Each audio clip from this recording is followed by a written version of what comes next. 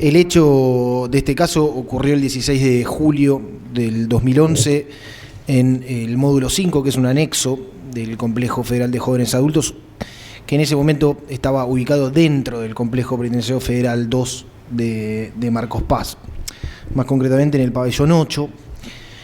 Ese día se realiza un reclamo colectivo en este pabellón, del cual la víctima Brian participó. Esto derivó en que un grupo de penitenciarios se acercaran a las celdas, alrededor de 5 penitenciarios. Comenzaron a golpearlo con golpes de puño, patadas y palazos. Lo esposaron ya en ese momento y fue trasladado hacia un salón, una sala de audiencias, así se conocía en ese momento, ubicada en el octógono de este módulo. En esta diapositiva lo que busco es graficar las características de este lugar, del octógono. Si lo que se observa, esto es lo que se observa en la imagen, es la característica de, en general, todos los módulos del Complejo Penitenciario Federal de Marcos Paz. Si imaginan una especie de cruz en ese gráfico, hay un vértice que está resaltado con color rojo. Ese vértice es el octógono o redonda, se conoce en la jerga carcelaria y penitenciaria.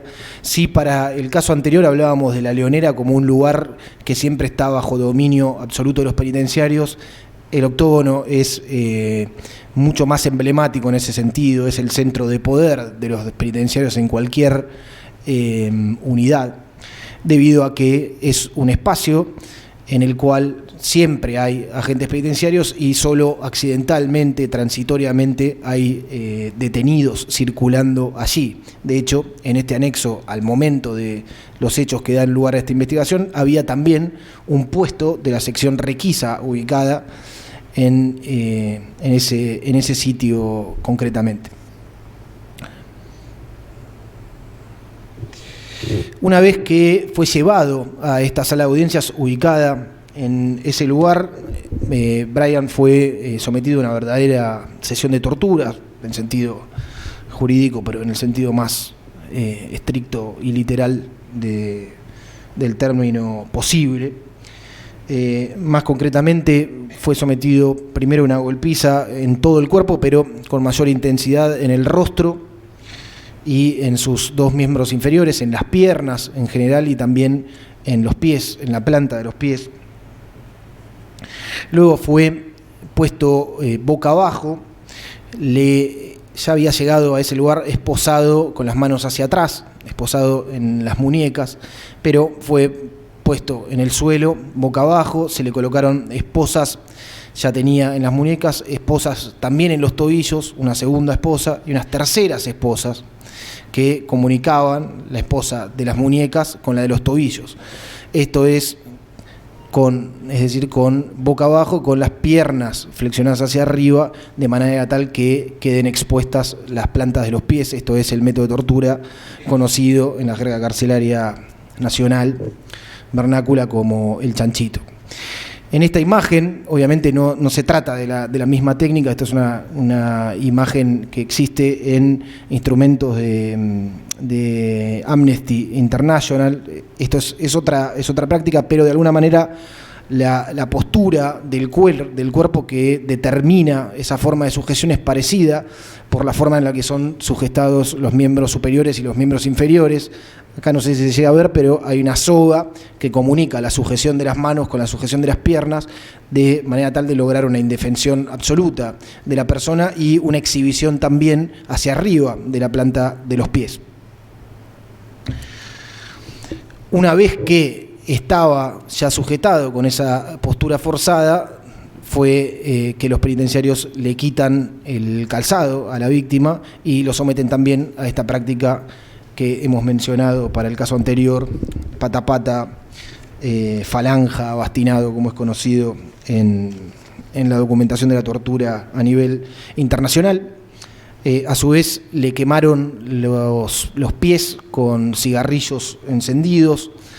le apoyaron en varias oportunidades el bastón reglamentario en la zona anal. Concluidos los tormentos en esta sala de audiencias, Bryan fue revisado en este mismo lugar, en este mismo sitio, por un enfermero del complejo, de este anexo.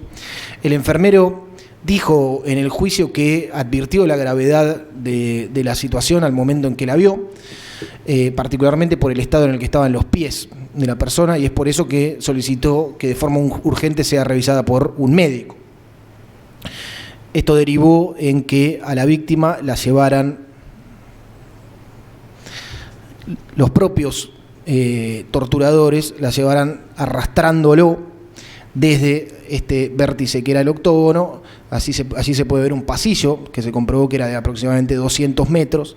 Lo llevaron arrastrándolo hacia la zona que se ve en la parte inferior, que es el ingreso al módulo. Antes de llevarlo a la zona del ingreso, pasó por una enfermería. En esa enfermería lo vio un médico.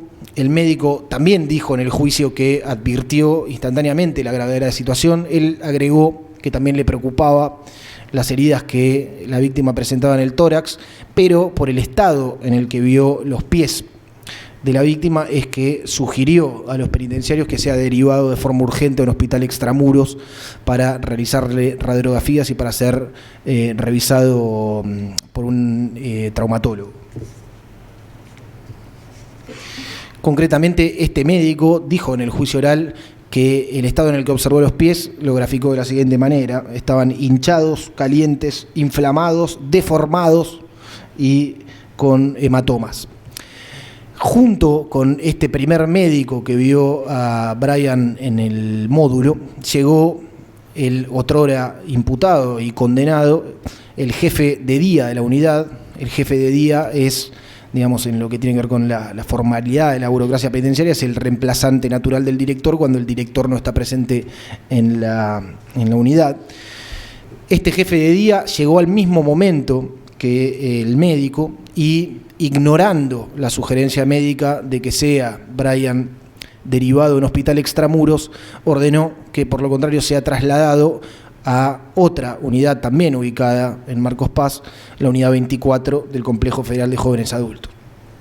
Finalmente, ese traslado se produjo alrededor de 3 horas y media después. En el interín, Bryan fue llevado también en esa zona de ingreso al módulo, fue llevado a un pabellón de sancionados, a buzones. Ahí lo desnudaron, lo volvieron a esposar, lo volvieron a sujetar de la forma antes descripta, el chanchito. Fue sometido nuevamente a una golpiza y lo hicieron ducharse con agua helada. Estamos hablando pleno invierno, al menos en 3 oportunidades. Una vez que se produjo ese traslado al hospital penitenciario de la unidad 24, Bryan fue revisado nuevamente por otro médico penitenciario distinto que volvió a sugerir que Bryan fuera derivado de forma urgente a un hospital extramuros para realizarle radiografías en los pies. Esta derivación finalmente se produjo a la madrugada, alrededor de las 0 horas del día siguiente, y en el hospital extramuros, el Hospital Municipal Dagnilo de la localidad de Marcos Paz, le realizaron radiografías en los pies, en las cuales se constató que Bryan tenía varias, no una, tenía varias fracturas distintas en los 2 huesos quinto metatarsianos de ambos pies. Luego, la doctora Pugliese, cuando abramos a preguntas, nos va a comentar un poco algunas vicisitudes que tienen que ver con la intervención del hospital municipal. Hemos referido en otras oportunidades a lo largo de estos talleres que todo lo que tiene que ver con la impunidad en la tramitación de causas judiciales de torturas es un fenómeno multicausal, en el cual hay una serie de agencias involucradas. Hemos marcado en los paneles anteriores, cuando hablamos de los casos Peroso y Torri, el caso Dufo, y esto también sucede en general en los casos de torturas y malos tratos, no solo de fallecimientos, a menudo las investigaciones sobre estos hechos son iniciadas. Y marco que digo, son iniciadas, estamos hablando, esto lo dijo el doctor Cohen en la jornada anterior, estamos hablando de quizás el momento más delicado de una investigación, que es el inicio, es decir, el cierre, la clausura de la escena del hecho y la recolección de pruebas al momento en que ocurre el hecho, ¿sí? La preservación de la escena del hecho. Esas primeras medidas, a menudo, en la habitualidad de nuestro sistema judicial, son llevadas a cabo por la propia fuerza involucrada en los hechos. De hecho, en los casos Peloso, Dufo, lo que ocurría era que no solo intervenían en la escena del hecho, sino que incluso intervenían en la realización de las autopsias.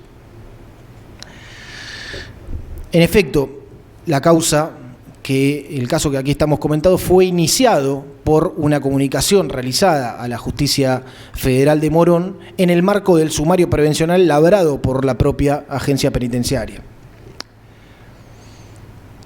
En ese sumario prevencional, naturalmente, lo que se volcó es una versión falsa acerca de la ocurrencia de los hechos, en la cual Brian era denunciado por sus propios agresores por haberles provocado lesiones a ellos, y también allí se sostenía que las lesiones que presentaba Brian habían sido autoinfligidas, autoprovocadas. Este sumario prevencional que se transmitió a la Justicia Federal también incluía uno de los certificados médicos del segundo médico que lo vio, con una descripción, como nos pasaba en el caso anterior, sumamente escueta respecto de las lesiones que presentaba. Lo que sucedió en esta investigación es que posteriormente las denuncias tanto de la Procuración Penitenciaria como también, vale recalcarlo, en ese momento de la Dirección Nacional del Servicio Penitenciario Federal, encabezada por el doctor Hortel, al enterarse, al tomar conocimiento de este hecho, también realizó una denuncia penal contra las autoridades del complejo.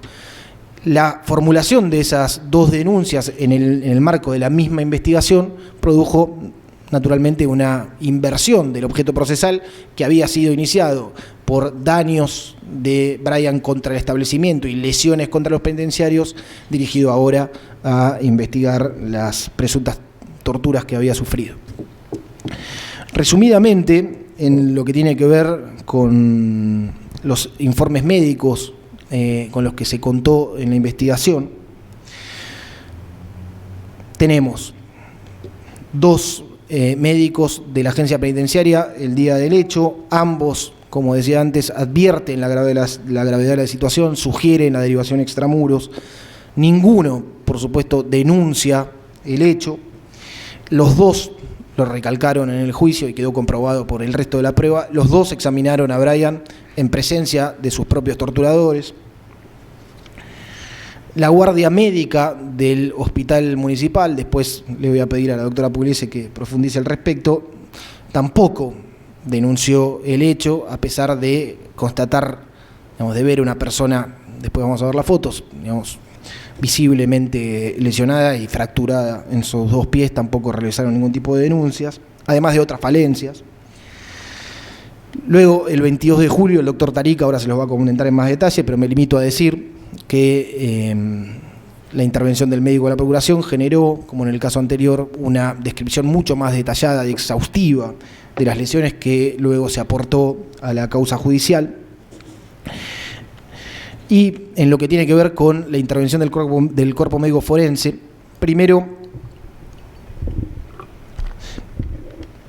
cabe destacar que el médico forense que intervino en este caso, de 4 intervenciones que le dio la justicia, solamente en una, en la primera, vio personalmente a Brian. Solamente en la primera. En las restantes se trató de peritajes o opiniones periciales respecto de prueba documental que la agencia judicial, el juez, le iba transmitiendo y comunicando. Esta primera intervención, donde sí fue llevado Brian a la sede del cuerpo médico forense, se dio 13 días después del hecho, el día 29 de julio del 2011. Esto, por cierto, después lo voy a resaltar, de por sí implica un problema, de no ser porque era tal la gravedad del hecho, y era tal la gravedad de las lesiones que tenía Brian, que ni siquiera habiendo transcurrido ese tiempo, las lesiones se habían difuminado, y incluso con esa demora el médico podía representarse la gravedad de la situación, porque Brian Núñez llegó al cuerpo médico forense en silla de ruedas, con los 2 pies enyesados, más específicamente con una valva de yeso en el pie derecho y una bota de yeso en el pie izquierdo. Además de este problema en la demora de la intervención que se le da al cuerpo médico forense, también hubo una serie de problemas sobre los cuales voy a profundizar más tarde, pero uno de esos problemas es que el grueso de las lesiones que presentaba la víctima como consecuencia de estos hechos eran en los miembros inferiores, y al estar enyesado en los 2 pies, la gran mayoría de las lesiones que la víctima tenía no eran visibles para el médico forense y no tenía forma de acceder a ellas. El segundo y el tercer informe del cuerpo médico forense, como antes detallé, el segundo fue el 9 y el tercero el 12 de agosto del 2011, ya el mes siguiente. Solamente la justicia le remitió el legajo médico del servicio penitenciario y luego la historia clínica del Hospital Municipal de Marcos Paz. Después hubo un cuarto peritaje en el cual, además de esta documental, se le pidió al médico forense que examine y que llegue a conclusiones en base a preguntas que se le formularon respecto de las fotografías que en ese momento le tomó el doctor Tarica. Luego, por último, tuvo lugar ya en el año 2013 un peritaje psicológico y psiquiátrico en el cual se concluyó primero, sobre la base de las preguntas que habían aportado las defensas de los imputados, que Brian no tenía ningún tipo de psicopatología grave, porque esas eran las preguntas que se realizaron, y segundo, que tenía una secuela psíquica que tiene aún hoy, en este mismo momento, y que tendrá por el resto de su vida, probablemente, una secuela psíquica de estrés postraumático a raíz de este hecho que se constató en ese peritaje. Por último, para darle la palabra al doctor Tarica, este caso derivó como dijo el doctor Acosta en su introducción, en algunas de las primeras condenas a agentes penitenciarios federales por hechos ocurridos en democracia en la Justicia Federal Argentina. El día 30 de junio del 2015, el Tribunal Oral Federal 1 de San Martín determinó las condenas de 3 agentes penitenciarios por el delito de torturas, una condena al jefe de día que antes había mencionado, que fue quien elucubró toda esta versión falsa que se transmitió a la justicia, una condena por omisión de denunciar la tortura, y las absoluciones de 3 penitenciarios. Luego, la Cámara Federal de Casación Penal, el día 25 de agosto del 2016, confirmó las condenas y anuló las absoluciones. También, de forma similar a lo que pasaba en el caso anterior, estamos a la espera de la realización de un nuevo juicio para investigar y juzgar las presuntas responsabilidades de quienes primero habían sido absueltos. Muchas gracias.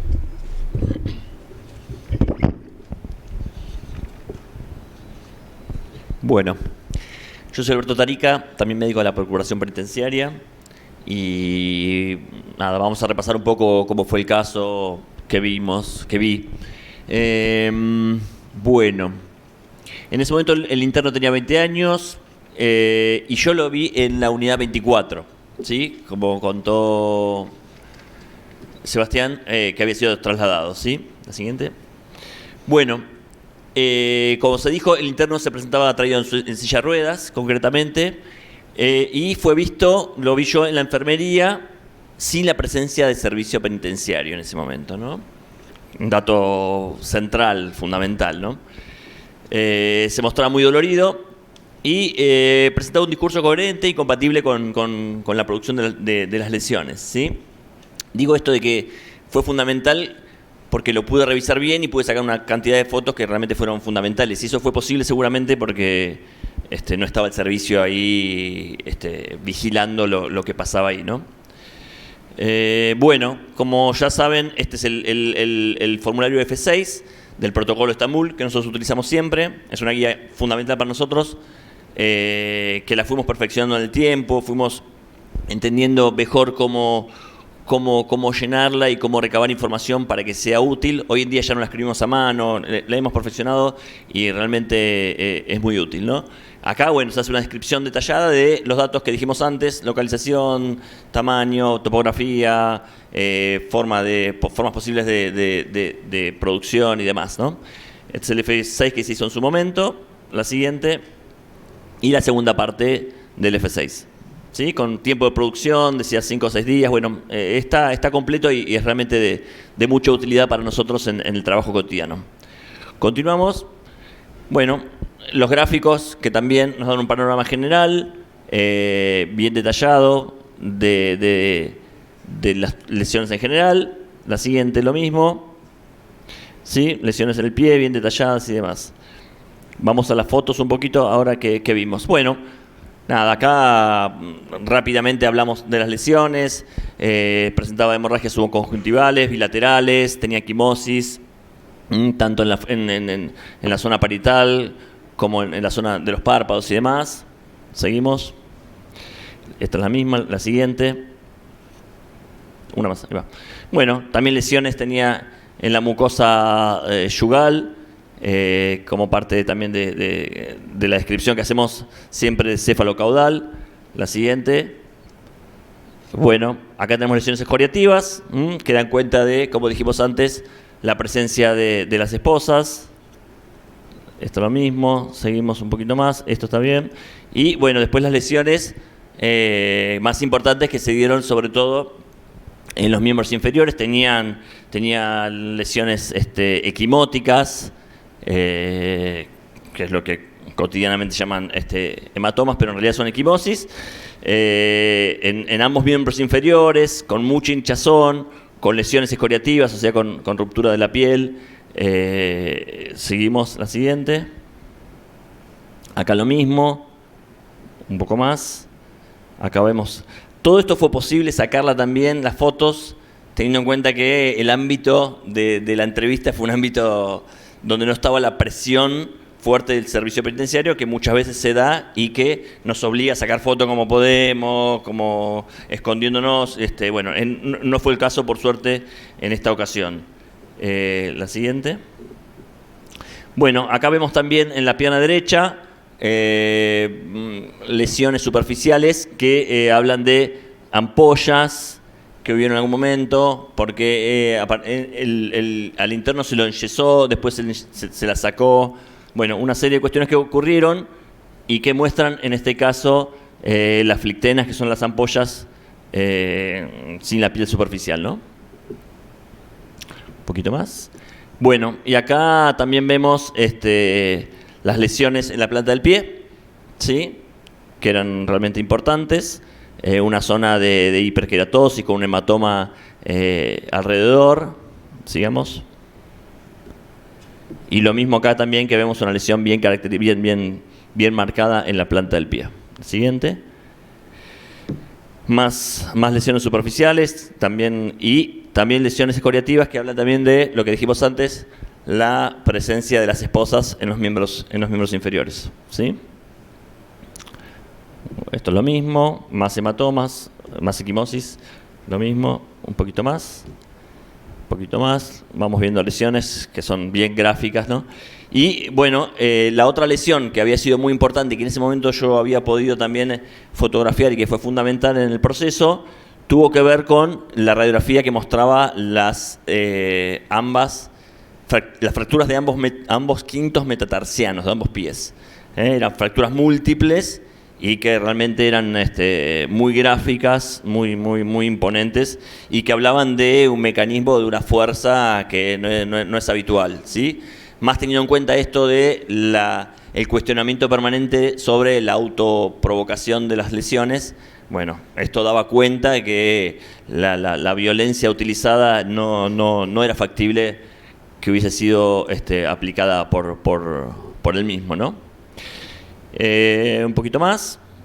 Bueno, y vemos un poco la descripción que se da, que se da en el servicio penitenciario, la historia clínica, una historia muy técnica, se solicita interconsultas, politraumatismo, nada muy definido, todo bien técnico y sin descripciones detalladas, ¿no? Como dijimos antes, sin un método específico y bueno, lo caótico general de una historia clínica que en general son bastante caóticas, ¿no? Esto un poco más. Y esto también continúa, interconsulta con traumatología urgente, Flickten va contando un poco el relato, pero como muy técnico y sin detalles específicos. Esto es un poco más, no hay más, ¿no? Esto es, bueno, lo que yo vi en este caso cuando fui a Marcos Paz. Realmente, bueno, después ocurrió el tema del juicio oral, que fue muy movilizante. Fue muy importante la asesoría que tuvimos, la capacitación, el doctor Ravioli. Fue muy importante esto y fue muy importante las imágenes que se pudieron tomar. Realmente, bueno, esto es lo que yo pude constatar en relación al caso de BN. ¿Sí?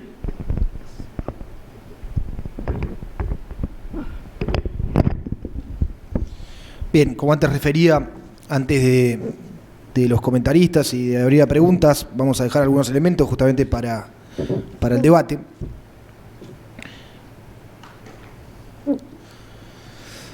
Hemos referido algunos de estos temas, en realidad todos, pero este caso presenta nuevos elementos como para volver a proponerlos. En primer lugar, el conocimiento del protocolo Estambul por parte de los médicos penitenciarios y forenses. En este caso, ya lo había referido el doctor Acosta en el panel anterior, el médico forense, del cuerpo médico forense de la justicia, cuando vino al juicio oral, dijo expresamente que si bien tenía un conocimiento residual del protocolo de Estambul, no le interesaba aplicarlo. Es decir, afirmó algo peor que el desconocimiento. Por supuesto, los médicos penitenciarios que también declararon en el juicio, ellos sí dijeron que desconocían el protocolo de Estambul. En segundo lugar, este problema de la imparcialidad de los médicos penitenciarios que ya hemos planteado. La confidencialidad de la entrevista, también el médico del cuerpo médico forense dijo muy categóricamente que él siempre revisaba a los detenidos en presencia del personal penitenciario. La prontitud en el examen médico forense, acá estamos hablando de una intervención que se dio recién a los 13 días, y digo, esto en relación a los problemas que se generan por la demora por parte de la propia agencia judicial. Sí quiero ahondar un poco más respecto del estándar del protocolo de Estambul, que establece que los médicos que intervienen en hechos de tortura deben pronunciarse respecto de la correlación entre las lesiones y el relato de la víctima. Esto que se ve acá en la dispositiva que estoy exhibiendo es la orden de la agencia judicial para la primera intervención del médico, del cuerpo médico forense. Como se ve, lo que se solicita es un amplio examen sobre el interno con el objeto de determinar si posee lesiones óseas, viscerales o musculares,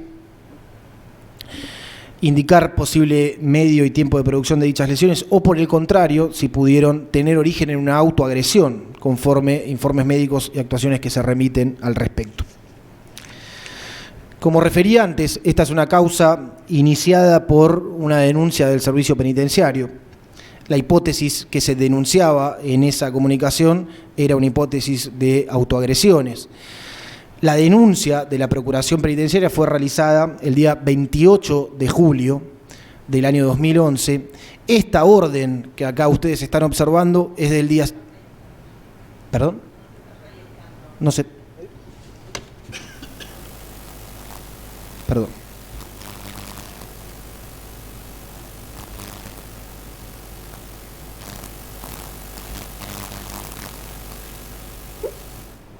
Ahí está. Esta es la orden de parte de la agencia judicial para la primera intervención del cuerpo médico forense. Bueno, ya les relaté cuál era la orden. La fecha que no se observa en esta diapositiva es al día siguiente de la denuncia de la Procuración Penitenciaria. Al tomar conocimiento de la denuncia y al tener ya las dos hipótesis en danza, el juez, al momento de solicitar la intervención del cuerpo médico forense, solo hace referencia a la hipótesis planteada por la agencia penitenciaria, las autolesiones, y en ningún momento hace ningún tipo de referencia a la hipótesis de la denuncia de la Procuración Penitenciaria, que es el relato de la víctima sobre las torturas, ¿sí? Muy literalmente dice, sí, por el contrario, pudieron tener origen en una autoagresión. En esta diapositiva, yo se los voy a leer si no se llega a observar bien, esta es la respuesta por parte del médico del cuerpo médico forense. Como les referí antes, un primer problema. Ese día Brian llega al cuerpo médico forense enyesado en los dos pies y en silla de ruedas. Digo, a la luz del estándar del protocolo de Estambul, no solo el médico no tenía conocimiento, porque no se lo dio la agencia judicial, respecto de cuál era la hipótesis investigada, es decir, el relato de la víctima, sino que tampoco tenía posibilidad de ver la inmensa mayoría de las lesiones que la víctima presentaba como consecuencia de estos hechos en las piernas. Sin perjuicio de ello,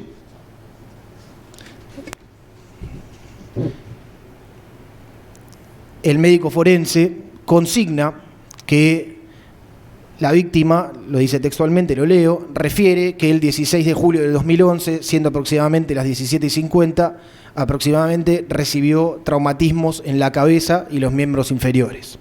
También consigna que el examen fue realizado en presencia de personal penitenciario.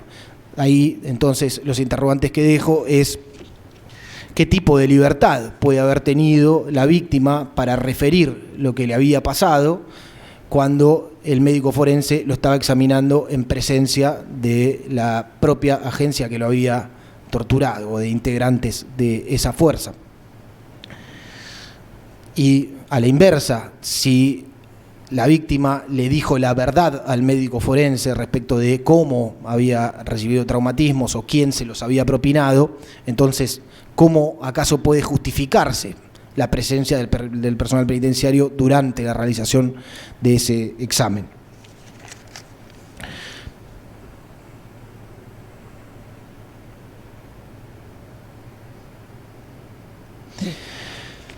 Esta es la segunda parte de la respuesta.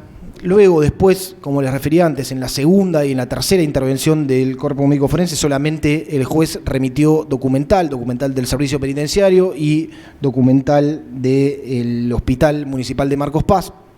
Nunca, en ninguna de todas las intervenciones, el juzgado le mandó al cuerpo médico forense el informe médico realizado por el doctor Tarica, nunca. En la cuarta intervención del cuerpo médico forense, donde sí mandan las fotografías tomadas por el doctor Tarica, pero no el informe médico, con respecto a esa cuarta intervención, el médico forense de la Justicia Nacional, en el juicio oral, dijo algo en su testimonio que entiendo importante resaltar. Digo, yo no voy a hacer un juicio de valor respecto de la voluntad de este médico al momento de intervenir en el caso, ni tampoco al momento de declarar en el juicio, pero sí dijo que él, la única vez que vio a la víctima, vio a una persona enyesada en sus dos pies, y que después, en su última intervención, cuando le mandan estas fotos que acá se observan, ve estas lesiones, con lo cual, naturalmente, dijo, yo asocio estas lesiones que yo observo en las fotografías con el yeso que yo antes había visto directamente, físicamente, en la persona, con lo cual él, su opinión pericial ante la justicia durante el juicio oral fue que las quemaduras que la víctima decía haber recibido de parte de sus agresores, en realidad eran lesiones producidas por ya sea un yeso mal aplicado o por la fricción del yeso con el suelo, más allá de que se le dijo en el juicio que la persona no caminaba, ¿sí? Repito, no hago un juicio de valor respecto de la opinión del médico, pero sí quiero recalcar que esto de alguna manera también muestra las problemáticas que habitualmente se dan en estos casos por la falta de, digamos, de inmediación en la intervención de los médicos forenses y por el panorama incompleto que reciben. De haber recibido el médico un panorama completo respecto de lo que se estaba investigando, hubiese tenido conocimiento que parte del relato de la víctima era haber recibido quemaduras en los pies, ¿sí?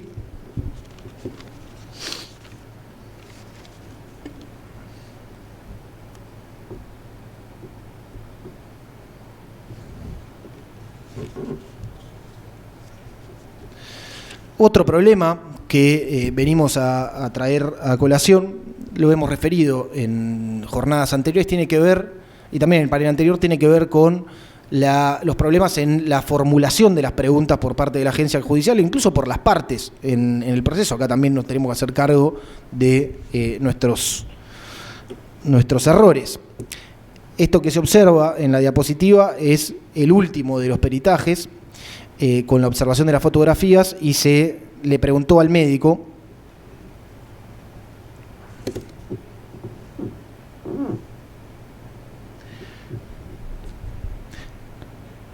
si las lesiones que se observaban en las fotografías podrían haber sido autoinfligidas por parte de la víctima. Lo que se observa en el primer párrafo es que el médico forense responde que eso debería ser contestado por psiquiatras y psicólogos y no por él. Acá a lo que hago referencia nuevamente es al problema en la formulación de las preguntas. ¿Sí? Si esta persona había sido sometida a una golpiza o había tenido autolesiones, no es algo que pueda responder únicamente un médico forense, es una deducción que tiene que realizar el juez con la valoración conglobada, armónica, de todos los elementos probatorios que tiene a su disposición. Acá, al hacerle esta pregunta, le estaba pidiendo al cuerpo médico forense que le resuelva el caso, básicamente. Ahora, esto, por un lado, había numerosos problemas en la forma en la cual eran redactadas las preguntas, en la forma en la cual se le daba intervención al cuerpo médico forense, con un panorama incompleto respecto de la información del caso. Pero por otro lado, hay un dato que tenemos en este proceso, que es lo que terminó diciendo el Tribunal Oral en lo Criminal Federal de San Martín en la sentencia de condena, que es, les leo: la golpiza que recibió, que padeció, se compadece con las lesiones que reflejan las fotografías, que dan cuenta cruentemente de la veracidad de sus alegaciones, como así también los esbozos de foja suscritos por el doctor Tarica. No es relevante en este apartado determinar con precisión de relojero cuántas fueron las lesiones constatadas. Resulta suficiente con ver las fotos, resulta suficiente con ver las imágenes para darse cuenta de que Brian no miente y que por alrededor de 3 horas lo torturaron. Las imágenes muestran con crudeza cómo quedaron sus miembros inferiores. Claro que las lesiones que señalizan todas estas ilustraciones lejos están de ser autoprovocadas. Luego de ver las fotografías a las que nos venimos refiriendo, ¿a quién se le puede ocurrir semejante idea? Con lo cual, más allá de los problemas que pueda suscitar el marco de intervención que se le da al cuerpo médico forense, la pregunta es, ante tal conclusión por parte de la justicia, si la intervención y la opinión pericial podía ser un poco más útil para la investigación y para descartar que efectivamente Brian se había provocado él mismo estas lesiones. Con lo cual el interrogante es si es posible avanzar en este sentido para que se puedan aportar elementos respecto de cuáles son las características habituales y principales de las lesiones heteroprovocadas, a diferencia de las lesiones autoprovocadas. Muchas gracias.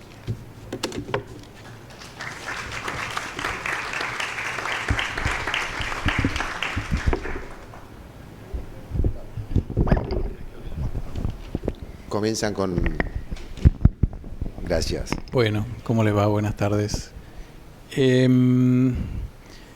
Me parece que a la hora de poder dar cuenta de cómo trabajamos en el cuerpo médico forense en relación a esto, es conveniente contextualizar un poco y tratar de tomar una perspectiva en relación a la singularidad del horror que es el análisis de un caso en particular.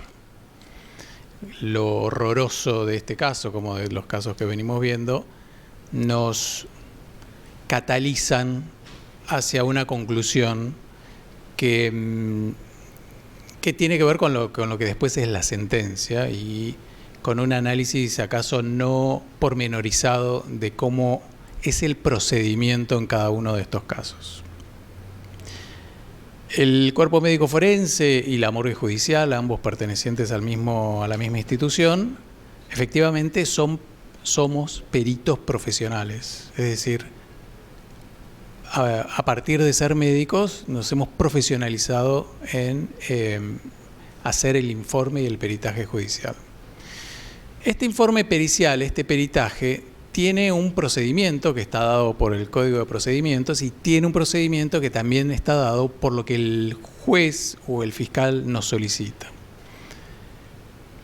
Las incumbencias del peritaje son bastante estrechas, o sea, fíjense esto, el juez o el fiscal solicita un peritaje que debe serle absolutamente transparente y debe serle completamente igual a lo que ha solicitado el juez o el fiscal, porque es la única manera que tiene el juez o el fiscal de hacer propio el peritaje o las conclusiones una vez que ha dominado la metodología del ámbito pericial.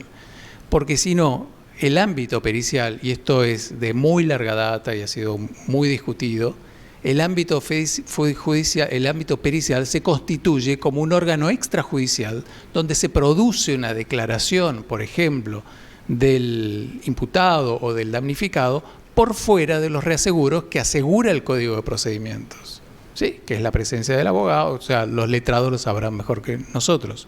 O sea, justamente, si hay algo que en la producción del peritaje intentamos asegurar, y lo intentamos asegurar en pos de poder garantizar que el mecanismo de ese peritaje pueda ser transparentado en el ámbito de la audiencia de tribunal oral, es que esta es una investigación judicial cuya inteligencia la está llevando el juez o el fiscal en reaseguro de las garantías que el Código de Procedimientos conforma.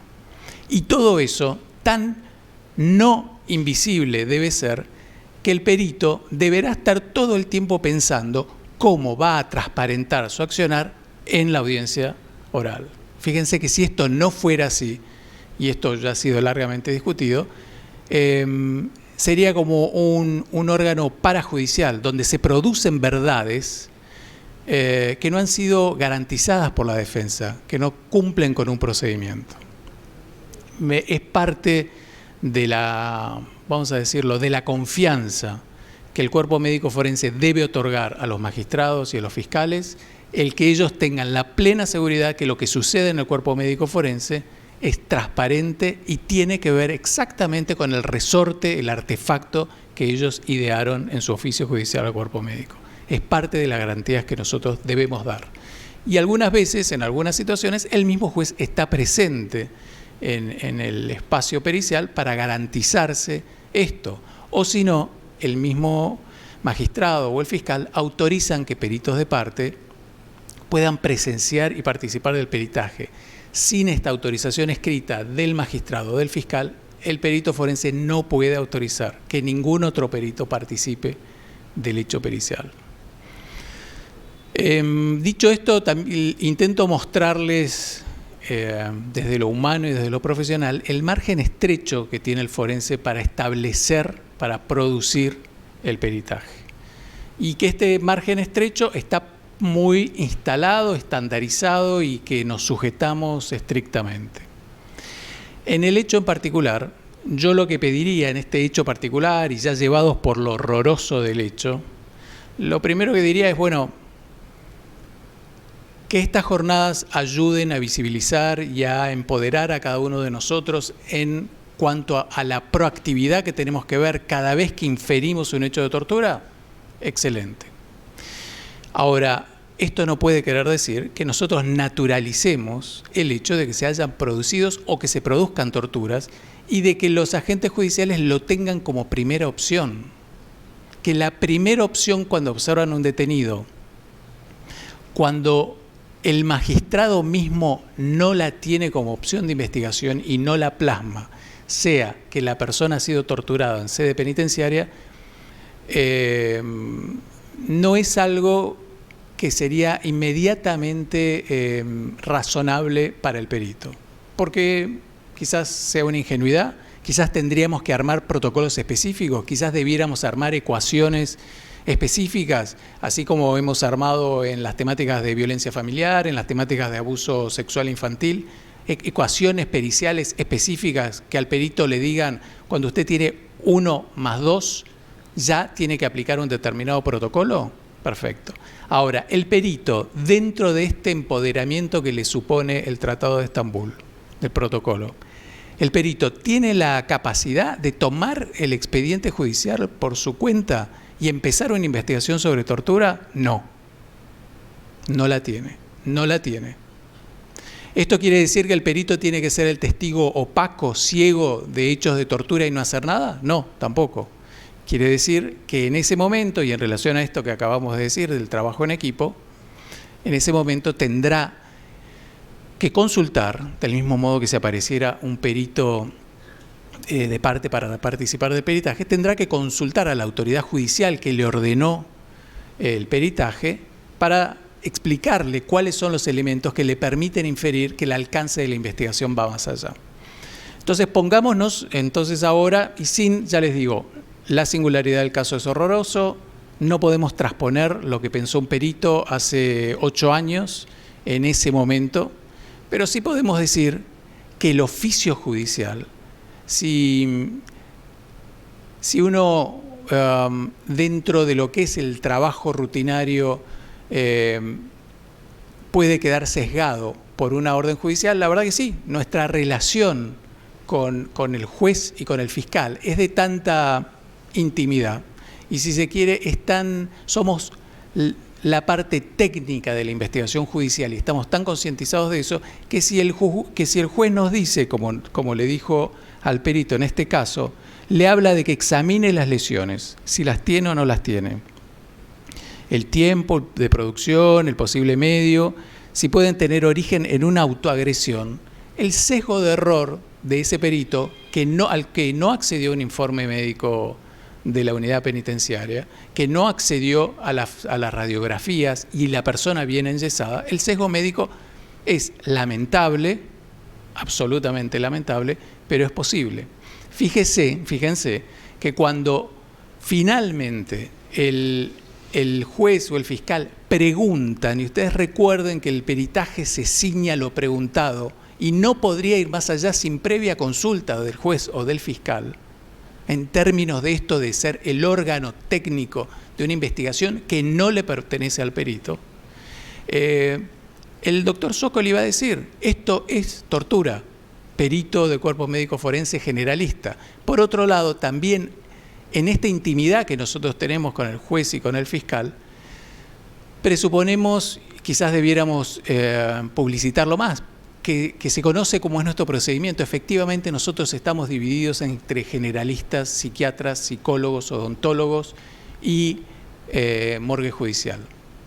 Esto también implicaría un sesgo, lo que pasa es que nosotros tenemos que tener todos esos especialistas. ¿Qué quiero decir con esto? Cuando el perito dice, yo no puedo saber si esto es autoinfligido, quizás está diciendo, y cuando está diciendo que pase a los profesionales de salud mental, está diciendo, lo ideal sería, a la hora de que esto tenga que terminar en un juicio oral, que sea transparente por medio de profesionales que lo pueden hacer fehacientemente. Fíjense que si se hubiera tomado esta sugerencia del generalista, o sea, del médico clínico, se hubiera tomado en su momento, Cuando el psiquiatra y psicólogo de cuerpo médico forense toman el peritaje, el psiquiatra de cuerpo médico forense, el doctor Toro, que actualmente es coordinador del Departamento de Psiquiatría, va a decir, en contradicción a uno de los peritos que conformó la Junta Psiquiátrica en ese momento, va a decir, es imposible que estas lesiones sean autoinfligidas. Número 1. 2. En cuanto a hallazgos objetivos y científicos que tiene que presentar una persona que ha sido torturada, esta persona lo tiene un estrés postraumático, que está conformado por estos y estos parámetros. Lo que quiero decir es que con todas las dificultades y con todo lo que siempre uno puede mejorar, sobre todo a partir de una sentencia en una lectura retrospectiva, cuando analizamos longitudinalmente la acción de cuerpo médico, se va viendo que a pesar de que fue un caso donde había cantidad de señales equívocas que mandaban al peritaje en otra dirección, finalmente el cuerpo médico termina poniendo la firma en poder afirmar esto es tortura, número 1. 2, acá hay estrés postraumático, indicador de esa tortura. O sea, el generalista dice, esto es tortura en cuanto a las lesiones físicas, y el psiquiatra forense dice, esto es tortura en cuanto a las lesiones psíquicas. Bueno, muchas gracias. Gracias, doctor